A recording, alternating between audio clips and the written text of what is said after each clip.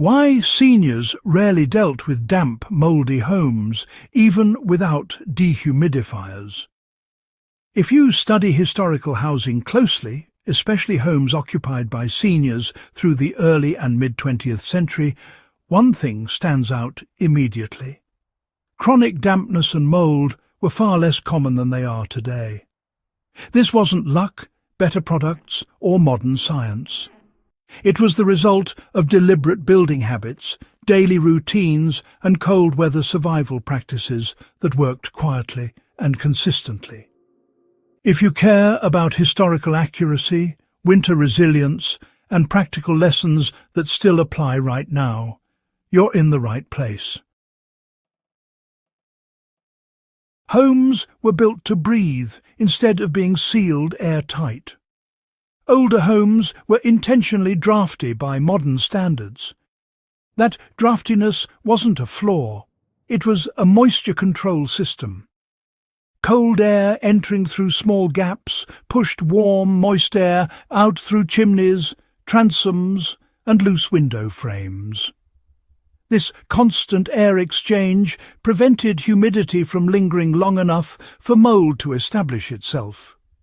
In winter, the temperature difference increased airflow naturally, which meant the colder it got outside, the more effectively moisture was removed from the home.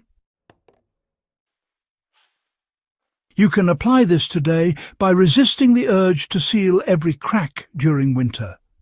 Strategic ventilation matters. Opening a window slightly for 10 minutes in the morning and evening, even in freezing weather, can dramatically reduce indoor humidity. Seniors understood that stale air was dangerous air. Dry, cold air was preferable to damp warmth. Heat sources dried homes as a byproduct of staying warm. Wood stoves, coal stoves, fireplaces, and later oil heaters produced intense dry heat. These heat sources did not cycle on and off like modern HVAC systems. They ran for hours, sometimes all day, driving moisture out of walls, floors, and furnishings. A cast-iron stove doesn't just warm the air. It heats everything around it, including structural materials that would otherwise trap moisture. Cooking, bathing, and laundry were managed with moisture awareness. Seniors did not fill their homes with steam and then trap it inside. Cooking was often done with lids on pots, and kitchens were ventilated through open windows or vents, even in winter. Baths were shorter, and water was heated deliberately rather than endlessly running. Laundry was commonly dried outdoors when weather allowed or near heat sources where airflow was strong. Natural building materials regulated moisture automatically. Plaster walls, solid wood framing, lime mortar, and unfinished timber can absorb and release moisture without damage. These materials buffer humidity instead of trapping it. When indoor air became damp, walls absorbed moisture. When air dried out from heat or ventilation, that moisture was released back harmlessly. Modern synthetic materials often trap moisture behind impermeable surfaces, creating hidden mold problems. If you live in an older home, avoid sealing walls with modern vapor-blocking paints. If you live in a newer one, use breathable finishes where possible and avoid covering every surface with plastic or vinyl materials during winter renovations. Furniture placement prevented cold wall condensation. Seniors rarely push furniture flush against exterior walls. They understood, sometimes without formal explanation, that cold walls create condensation. Leaving space allowed air to circulate and heat to reach those surfaces. This reduced damp spots and mildew growth behind cabinets, beds, and wardrobes. You know, daily habits kept humidity low without the use of any devices. People would crack open windows briefly each day, no matter what the weather was like outside. Bedding was regularly aired, and mattresses were often stood upright near heat sources. Closets weren't overpacked, which allowed air to move freely around clothing. These routines, well, they weren't just decorative traditions. They were actually important health measures. Chimneys and vertical airflow, they remove moisture from homes constantly. Most older houses had active chimneys, even when there weren't any fires burning.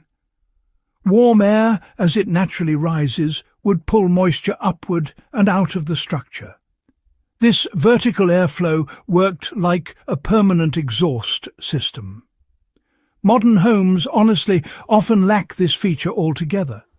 If you have a chimney, even if it's unused, it can still help with airflow as long as it's properly maintained. And during winter, opening internal doors and letting heat rise really helps move moisture out, instead of trapping it in the lower rooms. Cold weather routines, favoured dryness over comfort. Seniors, well, they dressed warmly indoors instead of just overheating the house. Lower indoor temperatures, they actually reduce the air's ability to hold moisture, which means, less condensation. Thick clothing, wool blankets, and layered bedding. These were preferred over raising humidity through excessive heating or humidifiers. For winter preparedness today, this really does matter. Keeping indoor temperatures moderate while maintaining dry heat and ventilation creates a much healthier environment than overheated, moisture-laden air. Mold, it thrives in comfort zones. Seniors didn't design homes for comfort alone. They designed them for survival.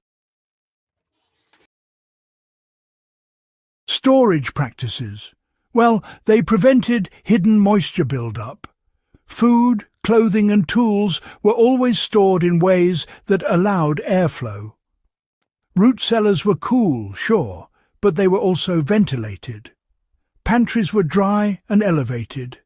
Nothing important was sealed into airtight plastic containers that could trap moisture. So, what does this teach us about winter resilience today? The absence of damp, mouldy homes among seniors, that wasn't accidental. It was the result of architecture, heating methods, daily discipline, and a deep understanding of cold weather living. These practices, honestly, are still valid. They reduce dependence on electricity, prevent structural decay, and protect health during winter months when, let's face it, ventilation is often neglected. If you're preparing for long winters, rising energy costs, or grid-down scenarios, these lessons are not optional. They are foundational. If you found value in this breakdown, go ahead and subscribe to Warfield Prepper Chronicles, like the video, and share it with someone who takes history and preparedness seriously. This knowledge, it only survives if it's passed on.